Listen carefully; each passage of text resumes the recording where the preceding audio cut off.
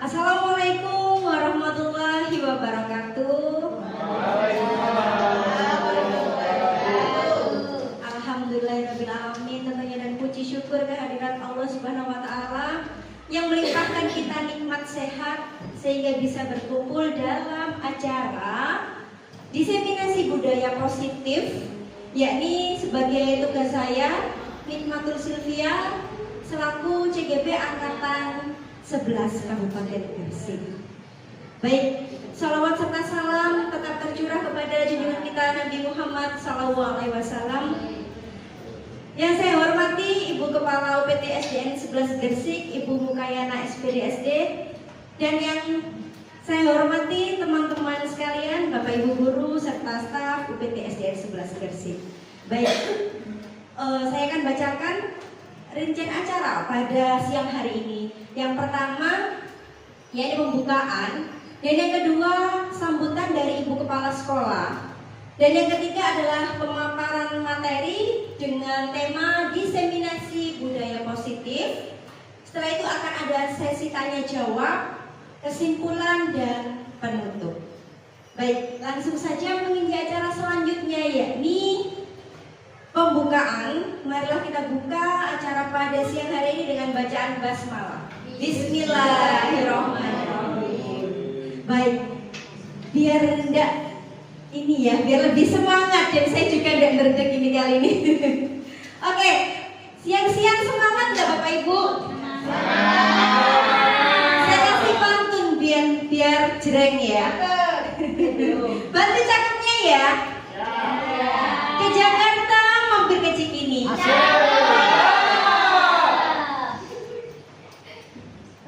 Perginya bersama Opa. Terima kasih sudah hadir dalam forum ini. Semoga Allah selalu memberi kesehatan dan juga rezeki yang melimpah.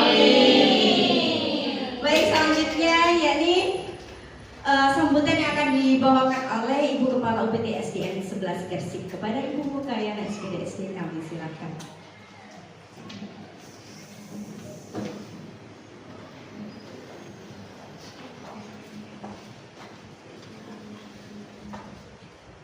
Assalamualaikum warahmatullahi wabarakatuh. Waalaikumsalam.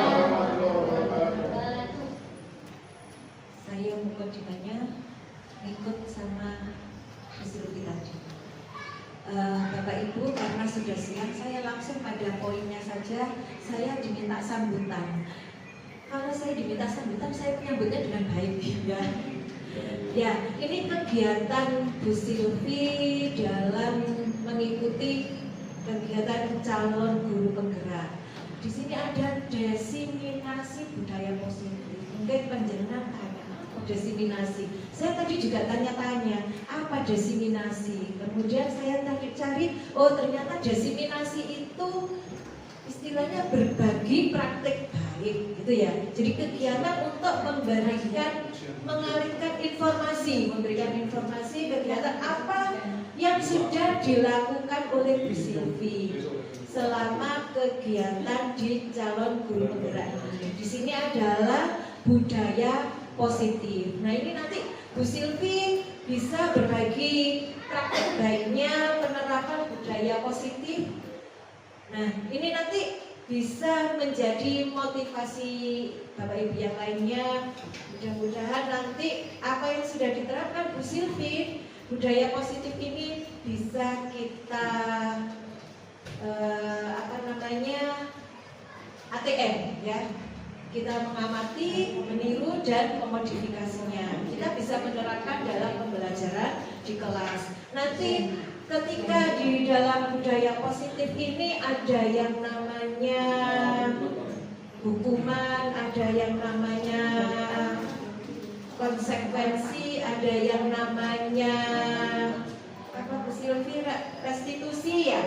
Nah, itu nanti apa sih beda-bedanya di situ nanti akan dijelaskan oleh Bu Silvi. Ya, sepengetahuan saya kalau hukuman itu kan sepihak saja. Jadi yang diberikan itu tidak tahu, tidak dikasih tahu apa salahnya, tidak ada kesepakatan, tiba-tiba langsung dihukum. Nah, kalau restitusi kalau konsekuensi itu terkontrol. Jadi ada kesepakatan kamu kalau melanggar nanti akan ada hukuman seperti ini. Tetapi di sini masih ada hukuman. Kalau restitusi sudah berbeda lagi. Nanti dari yang pihak kedua belah pihak itu akan ada kesepakatan dan mencari solusinya sendiri. Nah ini kita tunggu praktek baiknya Bu Silvi. Terima kasih Bu Silvi. Mudah-mudahan ini bisa menjadi motivasi semuanya. Saya kira selamat melaksanakan diseminasi budaya positif. Saya akhiri. Wassalamualaikum warahmatullahi wabarakatuh. Tadi sambutan dari Ibu Kepala UPTC 11 Gresik. Sekali lagi terima kasih untuk supportnya dari Ibu Kepala Sekolah beserta teman-teman sekalian. Baik, langsung saja untuk mempersingkat waktu saya akan memaparkan materi pada siang hari ini. Nah, kesepakatan kelas kita pada siang hari ini yang pertama, nah biar seru harus interaktif. Yang kedua, semangat, jam-jam rawan ngantuk ya ini Bapak Ibu, jadi kita harus semangat. Dan yang ketiga, bahagia. Oke, nah biar lebih semangat lagi, bisa nggak kasih love-nya buat saya? Kasih love. Oke, terima kasih.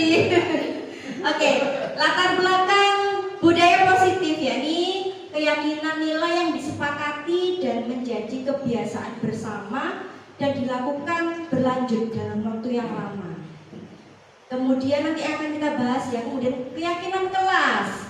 Di sini membuat siswa merasa terlibat. Kalau biasanya kita pakai peraturan kelas ya, kali ini yang kita bicarakan adalah bagaimana kalau kita ubah dengan keyakinan kelas. Apa sih nanti perbedaannya? Nah, nanti akan kita bahas lebih dalam lagi. Kemudian penyelesaian masalah menggunakan segitiga restitusi. Jadi sekarang ini ketika ada permasalahan di kelas ataupun di sekolah, kita tidak bisa langsung istilah tadi ya seperti disampaikan Ibu Kepala Sekolah menghukum. Nah, itu sebelum adanya kata hukuman, nah sebaiknya kita lakukan dengan menggunakan segitiga restitusi.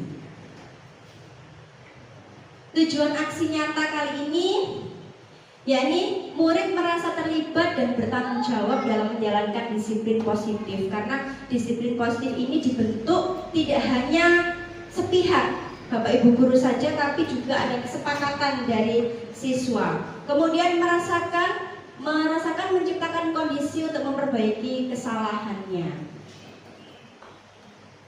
Oke, ice breaking dulu biar gak ngantuk. Jadi kalau saya bilang botak, yang dipegang apanya? Kepala. Kalau saya bilang batik, yang dipegang apanya? Iya. Kalau bilang batuk, yang dipegang batuk. Nah, batuk berarti yang dipegang adalah ketika batuk bentuk. Oke, sekarang kita lakukan bersama-sama. Batik, batuk, botak. Batik, batuk, botak. Lagi. Batik, batik, batuk. Batik, batik, batuk. Oke, terima kasih. Selanjutnya yang dibahas pada siang hari ini sedikit banyak Bapak Ibu.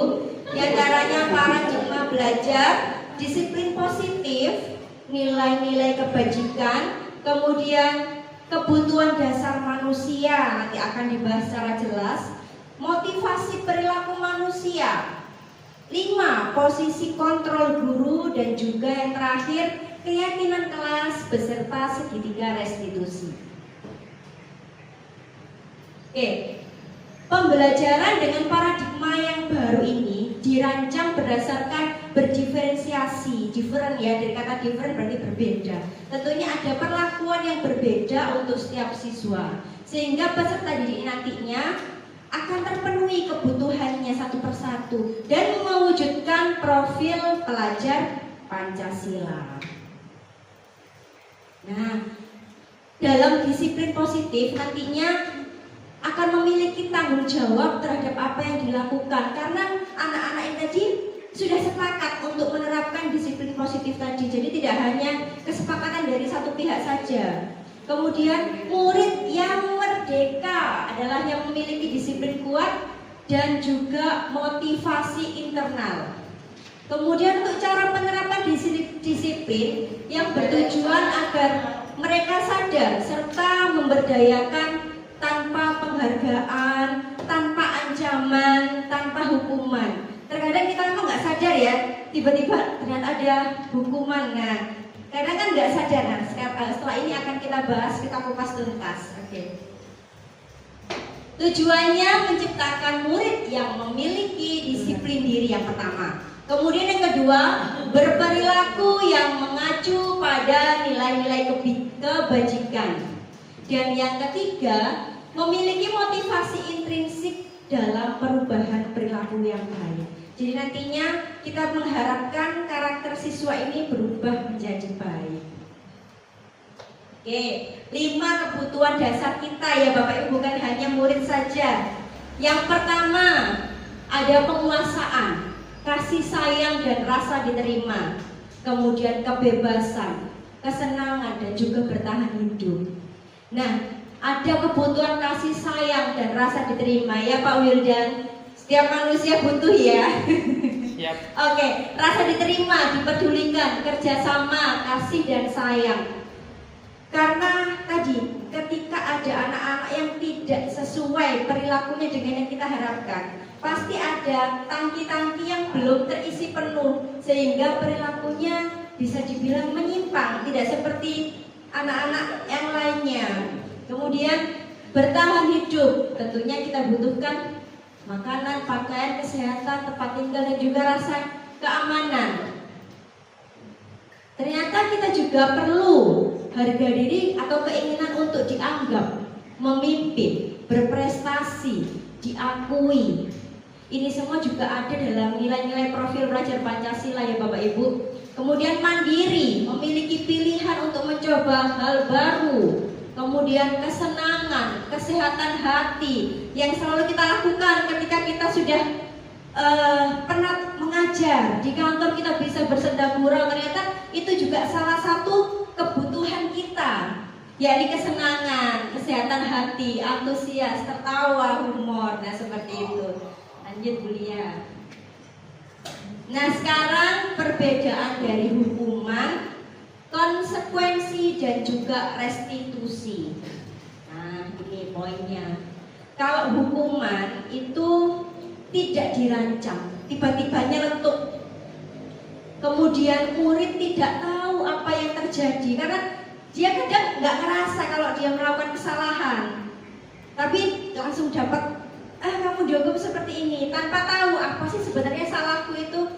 Nah kemudian bersifat satu arah karena si murid ini tidak menyepakati, hanya bapak ibu guru saja yang sudah pokoknya kamu harus begini karena kamu begini. Nah kemudian berupa hukuman fisik, nah atau psikis.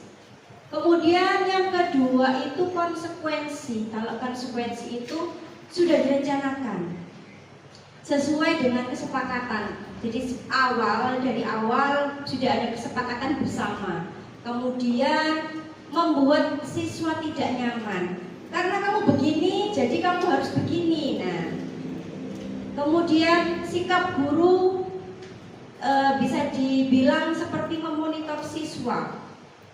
Dan yang ketiga adalah restitusi.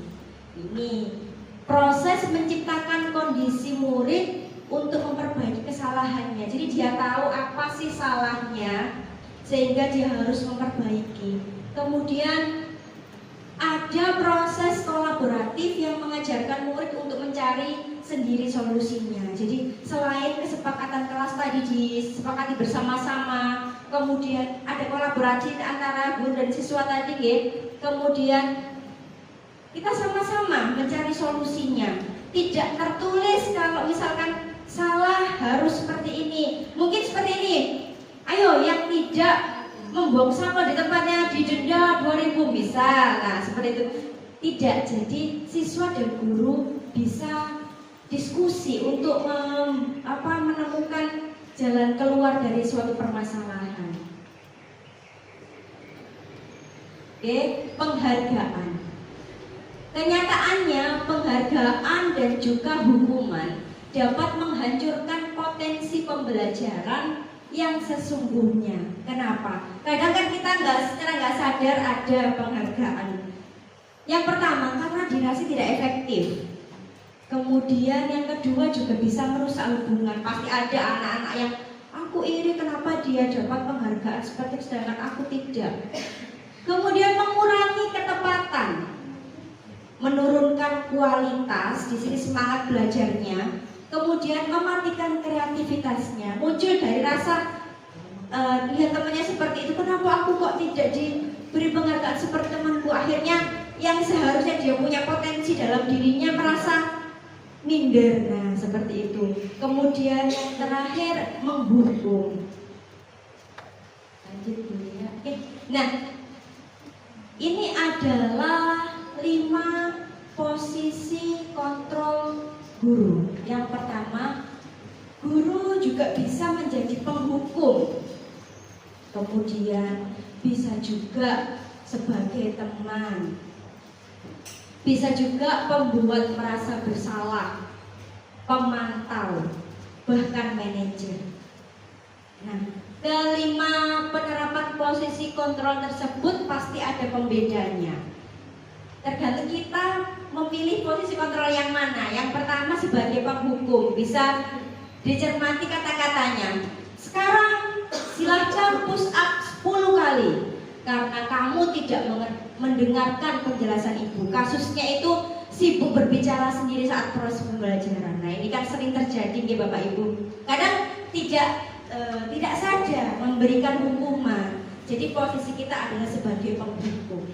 Kemudian pembuat merasa bersalah. Nah, apa kamu tidak kasihan dengan ibu yang dari tadi menjelaskan panjang lebar, tapi kamu tidak mendengarkan? Akhirnya di situ murid kadang belum mengerti kesalahannya, tapi dia merasa tersudutkan. Ada kata, apa kamu tidak kasihan sama ibu yang dari tadi menjelaskan panjang lebar? Ternyata kamu tinggal ngobrol sendiri. Nah, seperti itu.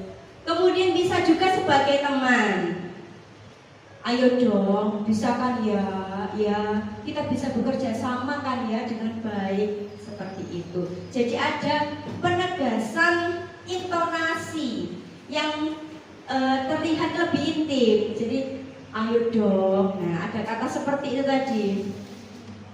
Kemudian bisa juga kita tuh sebagai pemantau dari kalimat kamu telah melanggar peraturan kelas. Kamu tahu konsekuensinya kan?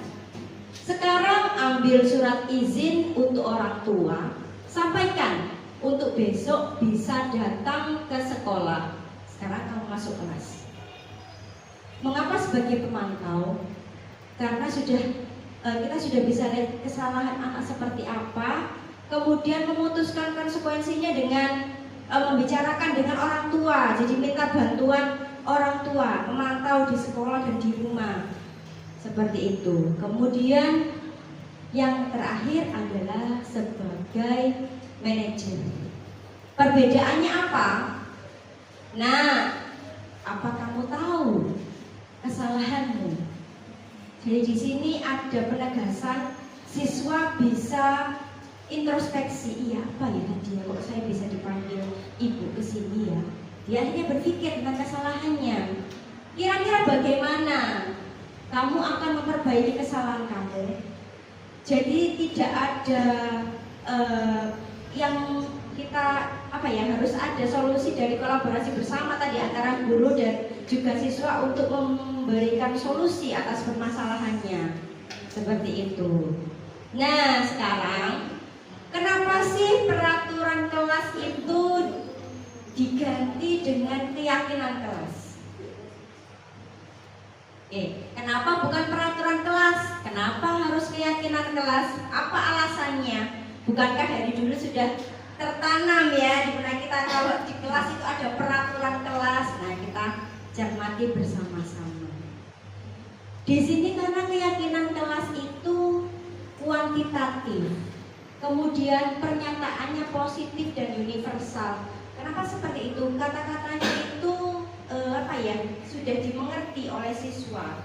Kemudian tidak ada kalimat negatif di dalamnya. Misalkan jangan membuang sampah sembarangan. Nah, itu kurang tepat. Bisa diganti dengan kalimat positif. Apa contohnya?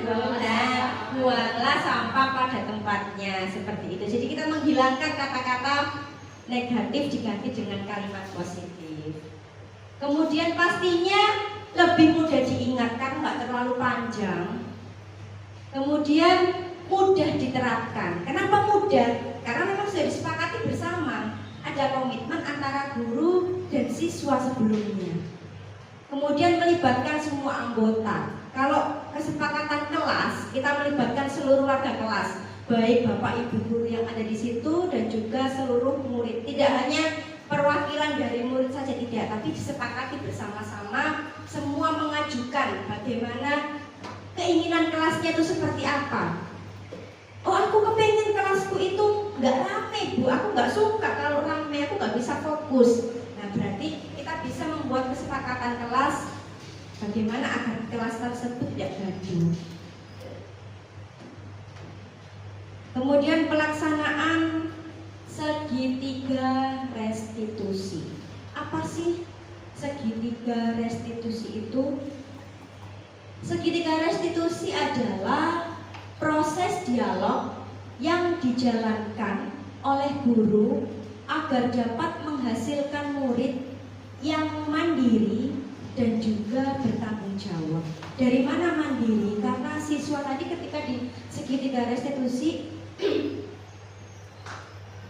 diajak untuk menemukan solusinya bersama-sama. Jadi kesepakatan antara guru dan juga siswa. Akhirnya timbul mandiri, bisa membawa solusi atas permasalahannya sendiri tadi.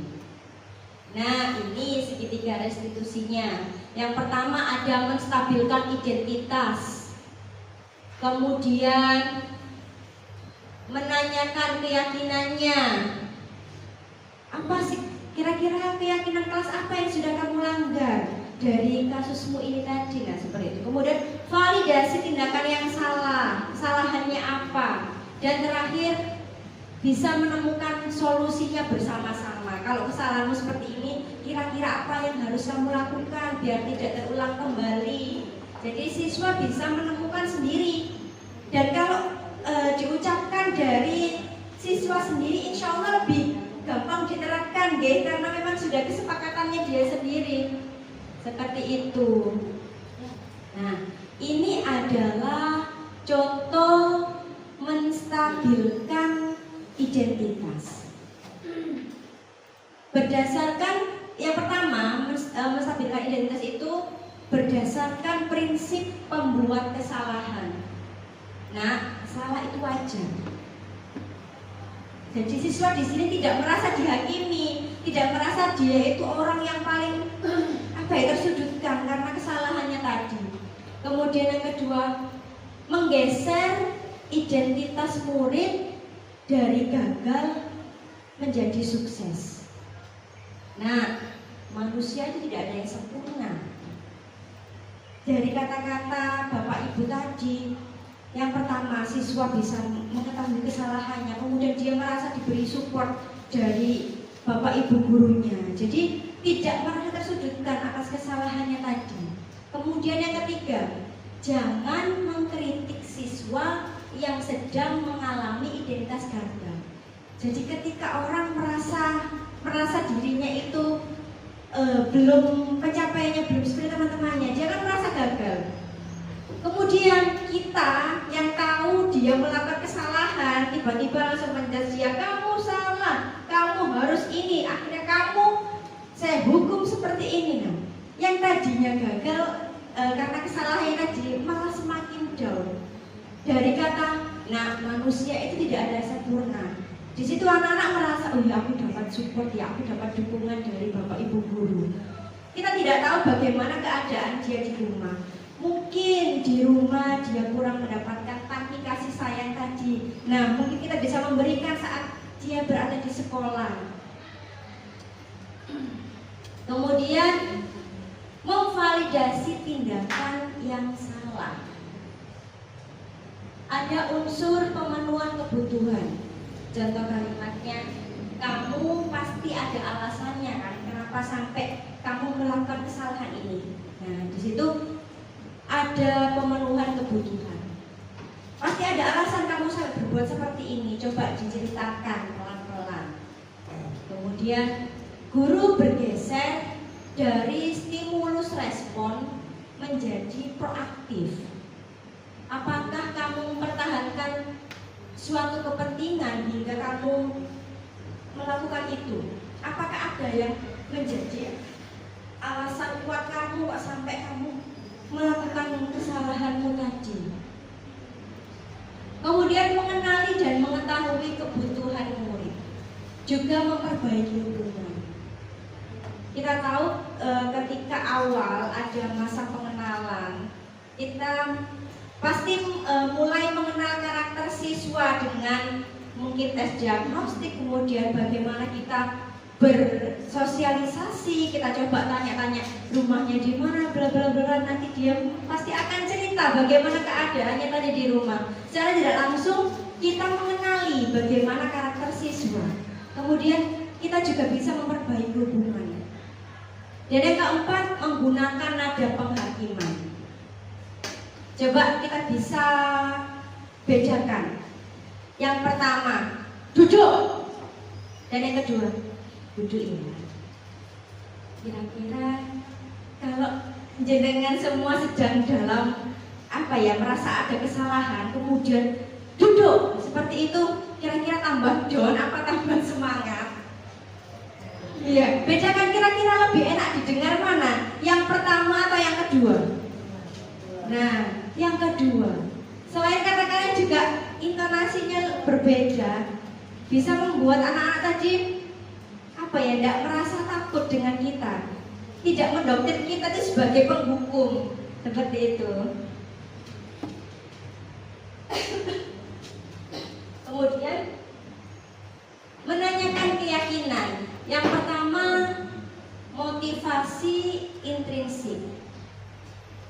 Keyakinan kelas apa nak yang kamu anut? Apa sih keyakinan kelasmu? Apakah keyakinan kelas yang sudah bisa kita sepakati bersama terkait dengan kasus yang kamu lakukan ini? Dan seperti itu.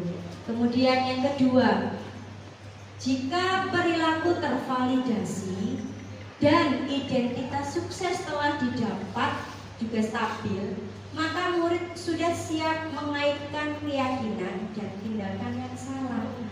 Bisa kita buktikan dengan kalimat pertanyaan seperti ini. Masih ingat nak nilai-nilai kesepakatan apa yang telah kita sepakati?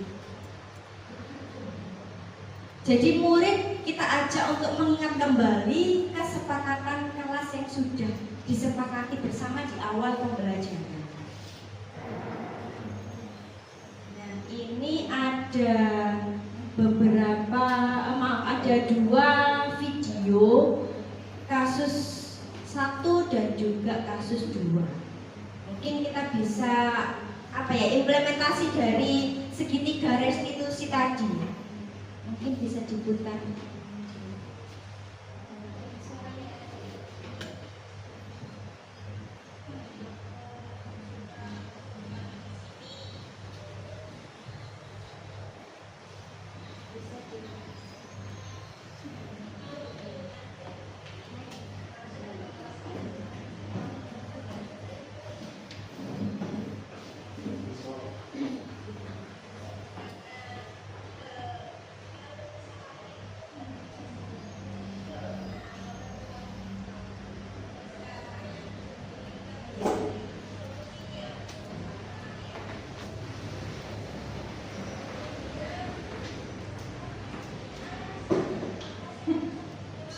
Nah, ini menceritakan alasannya.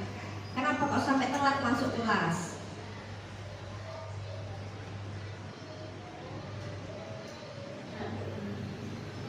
Jadi saat beristirahat, dia itu diajak main temannya, namanya Saji. Sampai dia itu asik dan lupa untuk makan, nggak sempat ke kantin ternyata. kayak enakan main sama Saji. Akhirnya ketika tahu dia belum, oh sudah bel, dia akhirnya aku cepet-cepetan ke kantin, aku mau beli makan. Nah seperti itu. Kapan Anjali bisa masuk kelas tepat waktu?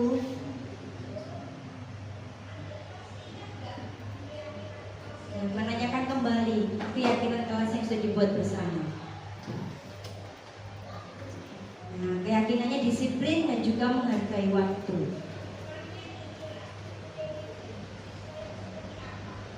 Dan menanyakan, kepingin jadi siswa yang seperti apa nantinya?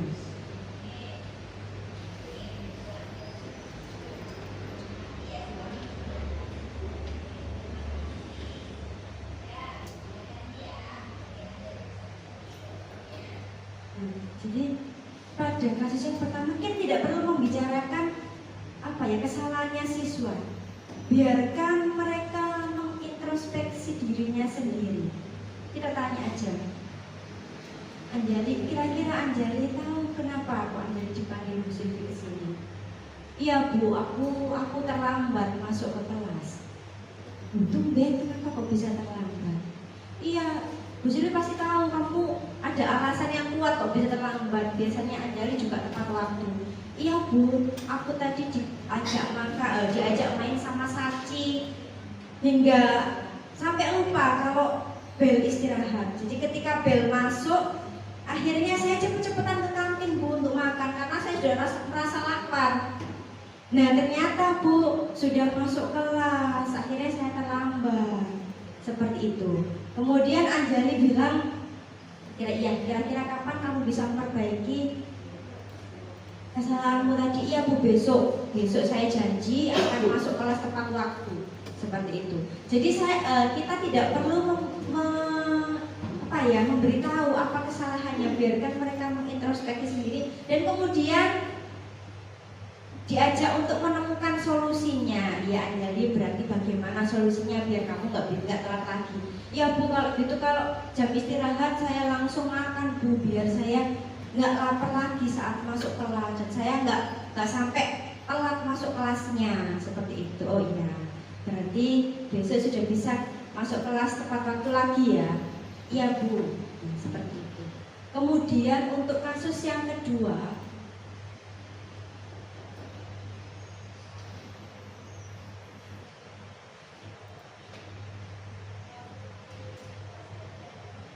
sambil saya ceritakan. Jadi kasus yang kedua ini Anjali dan Saci itu kebetulan mereka satu kelompok.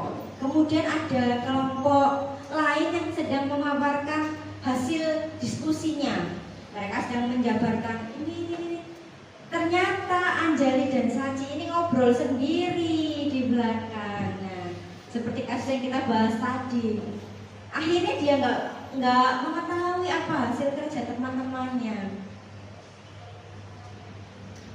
Nah, di sini kita bisa menerapkan segitiga restitusi dengan cara yang pertama menstabilkan identitas, memvalidasi tindakan yang salah. Kalian tahu kenapa ibu panggil ke sini? Ya Bu, maaf. Belum sudah maaf mereka. Ya Bu, maaf saya tadi rame ketika si Rauf menjelaskan diskusi kelompoknya.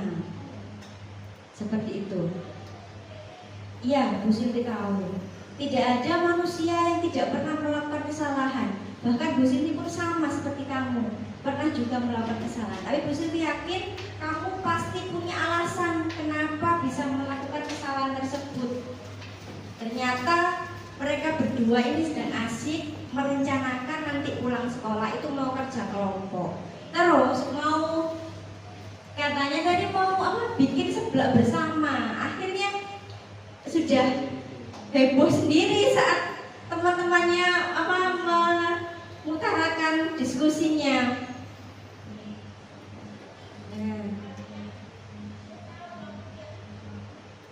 Nah, akhirnya gini, iya, Bu Silvi tahu kalau begitu bagaimana solusinya? Biar kamu tetap bisa merencanakan kegiatanmu tadi, kegiatan belajar kelompokmu tadi, tapi tanpa mengganggu teman-temannya. Coba bagaimana? Terus akhirnya mereka berdua mikir, ya Bu, aja Bu, kalau gitu saya sama Saci nanti ngobrolnya waktu pulang sekolah aja ya Bu. Nah akhirnya mereka bisa menemukan solusinya sendiri. Ternyata dari hal-hal itu kita tidak perlu membicarakan kamu salah karena ngomong sendiri.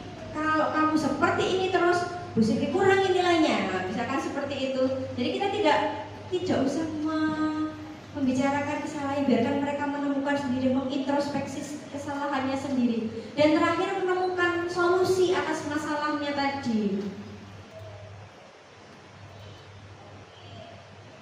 Kemudian menanyakan juga keyakinan kelasnya, apa yang sudah kalian langgar.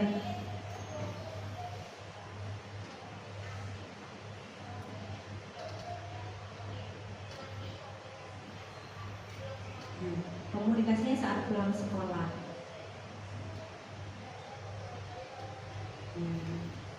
Belajar menghargai orang lain.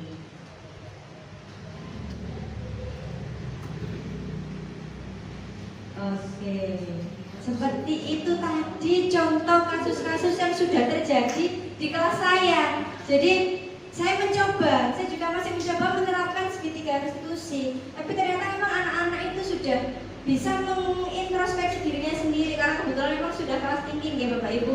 Jadi dia sudah tahu bagaimana mengintrospeksi dirinya sendiri tanpa kita harus bilang kalau kamu itu salah, kamu sudah melakukan kesalahan bla bla bla bla. Seperti itu. Nah, ada sesi tanya jawab. Barangkali dari pemaparan saya ada yang masih ganjel di hatinya, ada yang kepengen ditanyakan. Iya, monggo, Bu Lila. Monggo. Oke. Assalamualaikum warahmatullahi wabarakatuh. Waalaikumsalam warahmatullahi wabarakatuh. Saya mau Berdiri. Bu. bagaimana cara membuat kesepakatan kelas agar kelas menjadi kondusif dan pembelajaran jadi menyenangkan. Super sekali pertanyaannya. Baik. Terima kasih Bu Lila sebelumnya untuk pertanyaannya. Tepuk tangan dulu dong untuk Bu Lila. Oke. Baik. Pertanyaannya bagaimana menerapkan pembuatan kesepakatan kelas biar kelas itu kondusif dan juga menyenangkan. Nah, kita ambil garis bawah dari kata menyenangkan dulu. Kalau pembelajaran menyenangkan itu bisa ditarik benang merahnya itu dari kata nyaman. Nyaman seperti apa?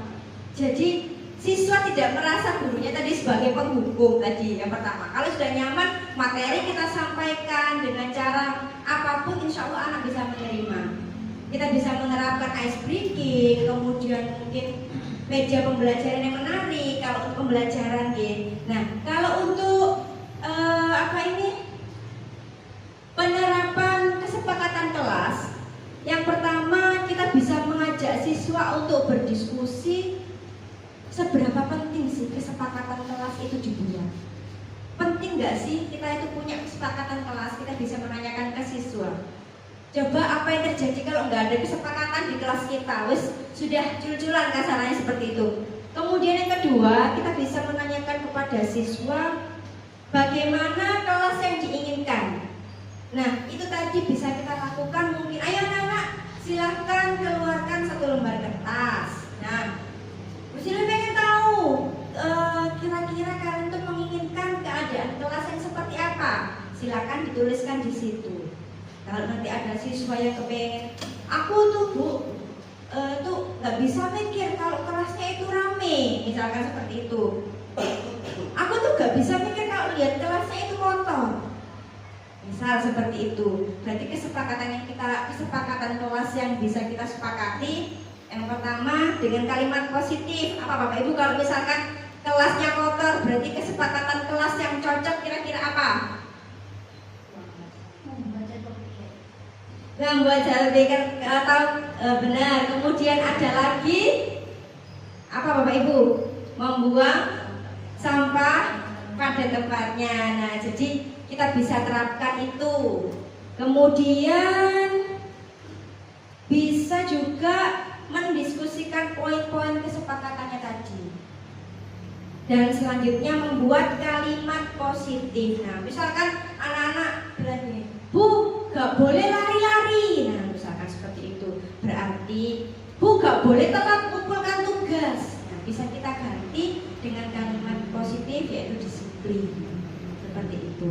Kemudian, ketika sudah membuat kalimat positif, kemudian kita bisa menyepakati bersama apa saja kesepakatan kelas atau keyakinan kelas yang sudah kita buat bersama-sama. Jadi keyakinan kelas atau kesepakatan kelas tadi Bu Lila yang membuat sebenarnya siswa sendiri. Jadi kalau dulu saya sendiri juga seperti itu, dulu awalnya itu saya yang menentukan peraturan kelas, buang sampah pada tempatnya seperti, tapi itu atas dari saya sendiri. Ternyata setelah mempelajari modul ini, keyakinan kelas itu dilakukan oleh siswa sendiri. Jadi kalau dari atas dasar apa itu keinginan siswa, insya Allah mereka lebih mudah untuk menerapkan seperti itu. Nah, barangkali gimana Bu Lila? Kira-kira sudah sesuai? Ya, terima kasih. Mungkin Bapak Ibu ada lagi yang kepingin menanyakan. Nah, seperti itu. Jadi untuk keyakinan kelas sendiri, saya rasa Bapak Ibu sudah menerapkan di kelasnya masing-masing. Cuman mungkin bedanya peraturan sama keyakinan. Kalau di peraturan itu sudah saklek dari gurunya sendiri yang menentukan, poin-poinnya sudah ada. Kalau keyakinan kelas itu ada kolaborasi antara guru dan siswa. Jadi tidak hanya satu komponen saja yang menyepakati. Iya. Jadi harus ada kolaborasi, ditentukan bersama-sama seperti itu. Nah, kesimpulan dari pemaparan materi pada siang hari ini yang pertama adalah disiplin positif adalah suatu pendekatan yang bermanfaat untuk mengembangkan karakter. Di sini yang dibentuk adalah karakter siswa dan keterampilan hidup jangka panjang. Insya Allah kalau siswa ini sudah berkarakter, di mana saja dia akan berpijak kasarannya, dia sudah bisa membawa dirinya sendiri. Sudah terbiasa di kelas kalau buang sampah itu di tempatnya. Insya Allah dimanapun dia kalau mau buang sampah nyari dulu tempat sampahnya, seperti itu. Kemudian seorang guru harus memiliki posisi kontrol yang tepat. Kenapa harus tepat? Ada 5 posisi kontrol. Ada tadi penghukum, ada juga pembuat merasa bersalah. Nah, kira-kira dan juga manajer. Kira-kira menurut Bapak Ibu yang lebih cocok untuk dilaksanakan di kelas Bapak Ibu itu yang mana? Nah, ada 5 posisinya tadi. Kemudian 5 posisi kontrol tadi harus tepat. Kenapa? Agar dapat menuntun murid menjadi pribadi yang berkarakter. Karakternya seperti apa? Yang sesuai dengan nilai profil pelajar Pancasila. Kita nyanyikan bersama-sama lagu profil pelajar Pancasila. 1, 2, 3. Pelajar Pancasila beriman dan bertakwa pada Tuhan yang esa dan berakhlak mulia, berkebinekaan global, gotong royong mandiri, kreatif dan bernalar kritis. Terima kasih. Nah, terima kasih sebelumnya sudah sharing bersama saya, dan sharing kali ini atas dasar tugas dari modul 1.4 yakni budaya positif. Akhir kata, wassalamualaikum warahmatullahi wabarakatuh.